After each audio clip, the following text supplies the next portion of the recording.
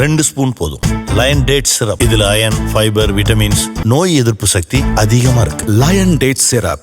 அனைவருக்கும் இதயத்தின் பொங்கல் நல்வாழ்த்துக்கள். பொங்கலோ பொங்கல்.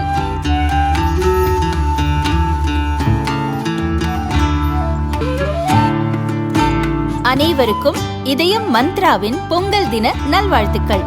பொங்கலோ பொங்கல். தமிழக சட்டசபை கூட்டம் இன்று துவங்கிய நிலையில் கவர்னரை பேச விடாமல் அவரது மைக் ஆஃப் செய்யப்பட்டதாகவும் தேசிய கீதம் பாடப்படவில்லை எனவும் கூறி கவர்னர் ஆர்.என். ரவி சட்டசபை நிகழ்வுகளை புறக்கணித்து உடனே வெளியேறினார். தமிழகத்தில் நிலவும் பல உண்மை நிலவரங்கள் கவர்னர் உரையில் இடம்பெறவில்லை என்றும் உண்மைக்கு புறம்பான பல தகவல்கள் இடம்பெற்றுள்ளதாகவும் கவர்னர் மாளிகை வெளியிட்டுள்ள அறிக்கையில் கூறப்பட்டுள்ளது. இதுகுறித்து கவர்னர் லோக்பவன் வெளியிட்டுள்ள அறிக்கையில் கூறப்பட்டுள்ளதாவது: சட்டசபையில் கவர்னர் பேச முயன்ற போது அவரது மைக் மீண்டும் மீண்டும் அணைக்கப்பட்டது. அவர் பேச அனுமதிக்கப்படவில்லை. கவர்னர் உரையில் மக்களை தவறாக வழிநடத்தும் உண்மைக்கு புறம்பான பல்வேறு அம்சங்கள் இடம்பெற்றிருந்தன. மக்களை பாதிக்கும் பல முக்கிய பிரச்சனைகள் குறித்த எந்த தகவலும் இடம்பெறவில்லை. தமிழகம் ரூபாய் 12 லட்சம் கோடிக்கு மேற்பட்ட முதலீடுகளை ஈர்த்ததாக கூறப்பட்டுள்ளது. இது முற்றிலும் உண்மைக்கு புறம்பானது. பெறப்பட்ட உண்மையான முதலீடு ஒரு சிறு பகுதி மட்டுமே. ஏற்கனவே போடப்பட்ட புரிந்துணர்வு ஒப்பந்தங்களில் பல இன்னும் காகித வடிவில் மட்டுமே உள்ளன. அவை இன்னும் செயல்பாட்டுக்கு வரவில்லை. 4 ஆண்டுகளுக்கு அந்நிய நேரடி முதலீடுகளை அதிகம் ஈர்க்கும் மாநிலங்களின் பட்டியலில் தமிழகம் 4வது இடத்தில் இருந்தது. தற்போது 6வது இடத்தில் உள்ளது. இதன் மூலம் முதலீடுகளை ஈர்ப்பதில் தமிழகம் பின்னுக்கு சென்றுள்ளது வெட்ட வெளிச்சமாகியுள்ளது. ஆனால் இந்த தகவல்கள் கவர்னர் உரையில் இடம்பெறவில்லை. பெண்களின் பாதுகாப்பு கேள்விக்குறியாக உள்ளது. இந்த பிரச்சினை குறித்து கவர்னர் உரையில் எவ்வித தகவல்களும் இடம்பெறவில்லை. சிறுவர் சிறுமிகளுக்கு எதிரான பாலியல் வன்கொடுமை சம்பவங்கள் 55% அதிகரித்துள்ளது. பெண்களுக்கு எதிரான பாலியல் சீண்டல்கள் 33% அதிகரித்துள்ளது. இது மிகவும் கவலைக்குரியது. மாணவர்கள் இளைஞர்கள் இடையே போதைப்பொருள் பயன்பாடு அதிகரித்துள்ளது. ஒரே ஆண்டில் 2000க்கும் மேற்பட்டோர் போதை பழக்கத்தால் தற்கொலை செய்துள்ளனர்.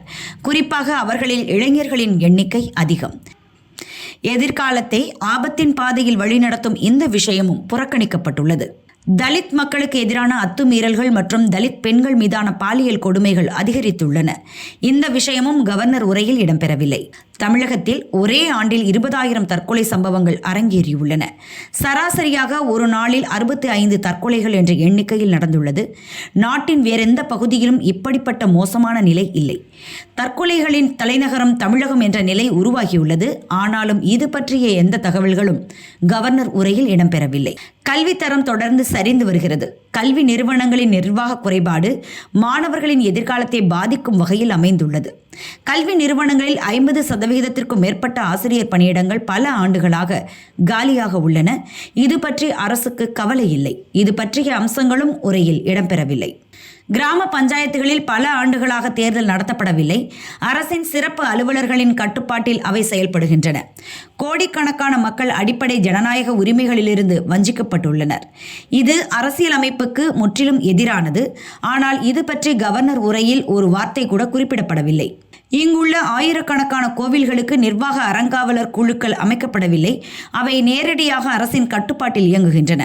கோவில்களில் நிலவும் நிர்வாக குறைபாடுகள் காரணமாக பக்தர்கள் ஆழ்ந்த வேதனையிலும் விரக்தியிலும் உள்ளனர். பழமையான கோவில்களை பாதுகாப்பது மற்றும் மீட்டெடுப்பது தொடர்பாக சென்னை ஹைகோர்ட் முக்கிய உத்தரவு பிறப்பித்து 5 ஆண்டுகள் கடந்தும் இந்த அரசு அவற்றை நடைமுறைப்படுத்தவில்லை. பக்தர்களின் உணர்வுகளுக்கு மதிப்பளிக்காமல் அவை புறக்கணிக்கப்பட்டுள்ளன. MSME எனப்படும் சிறு குறு தொழில் நிறுவனங்கள் கடும் அழுத்தத்தில் உள்ளன. பலருக்கு வேலைவாய்ப்பை வழங்கும் இந்த துறை பற்றி தமிழக அரசுக்கு அக்கறை இல்லை. நாடு முழுதும் 5.5 கோடி பதிவு செய்யப்பட்ட MSME நிறுவனங்கள் செயல்படும் நிலையில் தமிழகத்தில் வெறும் 40 லட்சம் நிறுவனங்கள் மட்டுமே செயல்படுகின்றன. தமிழக அரசின் இதுபோன்ற செயல்பாடுகளால் தொழில் முனைவோர் வலுக்கட்டாயமாக தங்கள் நிறுவனங்களை தமிழகத்திற்கு வெளியே பிற மாநிலங்களுக்கு கொண்டு செல்லும் நிலை உருவாக்கப்பட்டுள்ளது. இந்த விஷயமும் கவர்னர் உரையில் புறக்கணிக்கப்பட்டுள்ளது. அனைத்து துறைகளிலும் பணியாற்றும் கடைநிலை ஊழியர்கள் கடும் மன உளைச்சலில் உள்ளனர். அவர்களின் நியாயமான பிரச்சனைகளுக்கு தீர்வு காண்பது, கோரிக்கைகளை பரிசீலிப்பது குறித்து எவ்வித குறிப்பும் இடம்பெறவில்லை. தேசிய கீதம் மீண்டும் அவமதிக்கப்பட்டுள்ளது. அரசியலமைப்பு சட்டம் விதித்த அடிப்படை கடமை புறக்கணிக்கப்பட்டுள்ளது என கவர்னர் மாளிகை வெளியிட்டுள்ள அறிக்கையில் கூறப்பட்டுள்ளது.